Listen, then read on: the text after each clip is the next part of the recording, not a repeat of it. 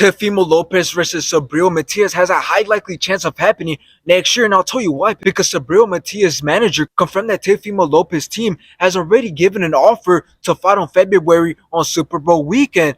But Subriel's team did turn it down due to an injury and are now looking to reschedule for April after therapy. Now, this fight makes total sense because Teofimo Lopez has the WBO belt and Subriel Matias has the IBF belt. Now, who will actually win this fight? Well, let's look at their latest performances, in which Teofimo Lopez fought Sander Martin, in which he got dropped in round 2.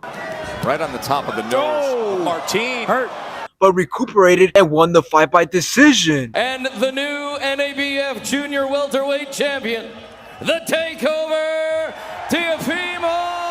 Now, Teofimo Lopez then went on to fight Josh Taylor, in which it was one of his greatest performances because he rocked Josh Taylor in round 4. Taylor comes right back in with a 3-punch combination.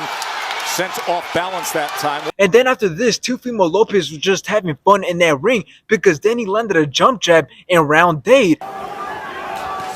Oh! And then rocked Josh Taylor in round 9. And then rocked him again in round 12.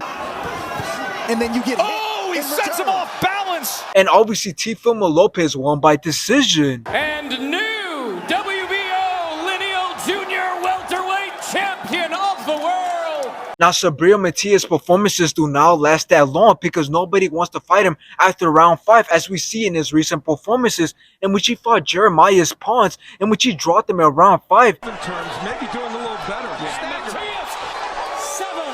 And then Jeremiah's quit on the stool after the end of round 5. A referee in charge, Mark Nelson, stops the contest upon suggestion of the corner. In which Subriel Matias then went on to fight Eric Goshev, in which they both took a lot of damage in this fight. But Subriel Matias just landed way too many body shots in round 5. And at the end of round 5, Eric Goshev just didn't want to continue, so he quit on the stool.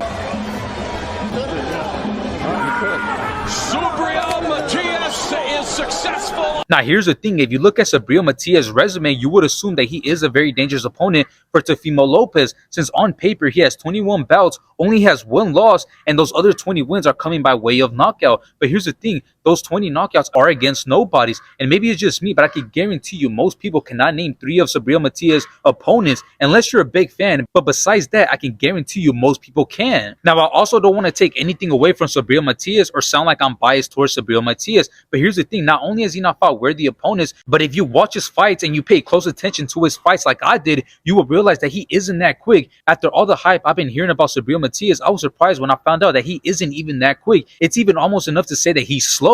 Now, another thing to take in about Subriel Matias is that if you watch most of his fights, he takes way too much punches. He takes way too much damage. As if you've seen the fight with Jeremiah's and other fights, you will realize that he does take a lot of punishment. So the question is, how much of a punishment and how many punches can he take from a guy like Teofimo Lopez? In the end, most people see Subriel Matias as the boogeyman in this situation, and they even see him as a challenge or a nightmare for Teofimo Lopez. But in my opinion, Subriel Matias doesn't even come close to most of the opponents that Teofimo Lopez has faced. For example, Josh Taylor, Lomachenko, and that's just a few. So in my opinion, I got Teofimo Lopez winning and even stopping Subriel Matias.